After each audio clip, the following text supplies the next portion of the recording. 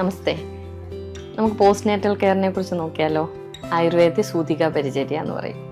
അപ്പോൾ അത് സ്റ്റാർട്ട് ചെയ്യുന്നത് ഇമ്മീഡിയറ്റ്ലി ആഫ്റ്റർ ദ ഡെലിവറി ഒരു 6 വീക്സ് വരെയാണ്.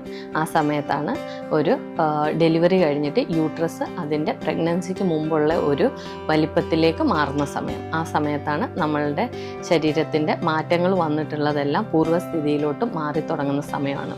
അപ്പോൾ ആ സമയത്ത് ആയുർവേദത്തിന് എന്താണ് ചെയ്യാൻ പറ്റുന്നത്? ആയുർവേദത്തിൽ പ്രതിപാദിച്ചിരിക്കുന്നത് ആഹാരം, വിഹാരം, അതുപോലെ ഔഷധം.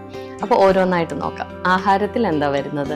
നമുക്കറിയാം, ആഫ്റ്റർ ഡെലിവറി ഒരുപാട് നമ്മുടെ ബ്ലഡ് ലോസ്, അതേപോലെ തന്നെ ഓവർ സ്ട്രെയിൻ മൂലമുള്ള ബുദ്ധിമുട്ടുകൾ. നമ്മൾ പറയാം ആ സമയത്ത് വാതകോപം ഉണ്ടാവുന്നു. വാദം, പിത്തം, കഫത്തിലെ വാദത്തിന് വരുന്ന ഒരു ബുദ്ധിമുട്ടുണ്ടാകുന്ന സമയമാണ്.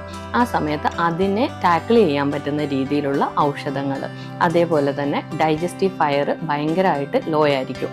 അപ്പോൾ അത് ഇംപ്രൂവ് ചെയ്താൽ മാത്രമാണ് നമ്മളുടെ ഒരു പോസ്റ്റ്മോർട്ടം വുമണിൻ്റെ ഹെൽത്ത് റീഗെയിൻ ചെയ്യാൻ പറ്റുക. അപ്പോൾ അതിനെ കൺസിഡർ ചെയ്തിട്ടുള്ള ലൈറ്റ് ഫുഡ്, അതായത് വളരെ ഈസി ആയിട്ട് ഡൈജസ്റ്റ് ചെയ്യാവുന്നതും വാദത്തിനെ പ്രോപ്പർ ആക്കാനുള്ള തരത്തിലുള്ള ഭക്ഷണങ്ങൾ കഴിക്കുക എന്നുള്ളതാണ് ആഹാരത്തിൽ വരുന്നത്.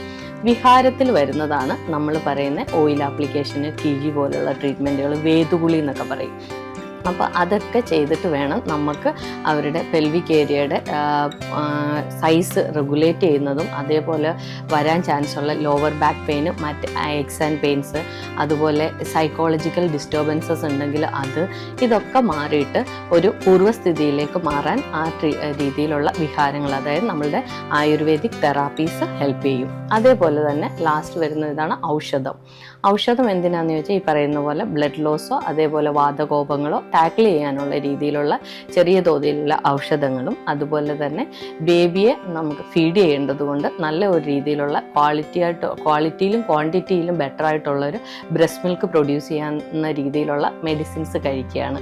അപ്പോൾ ഈ പറഞ്ഞ 3 കാര്യങ്ങളും പ്രോപ്പറായിട്ട് ചെയ്താൽ ആഫ്റ്റർ ഡെലിവറി വരുന്ന കോംപ്ലിക്കേഷൻസ് ആയാലും, അതുപോലെ തന്നെ അമ്മയുടെയും കുഞ്ഞിൻ്റെ ആരോഗ്യം പൂർവ്വസ്ഥിതിയിലേക്ക് എത്തിക്കുന്നതിന് ഒരു ബെറ്റർ മദർഹുഡിനും അതുപോലെ തന്നെ ബേബിക്കും അത് ഒരുപാട് ഹെൽപ്പ് ചെയ്യും.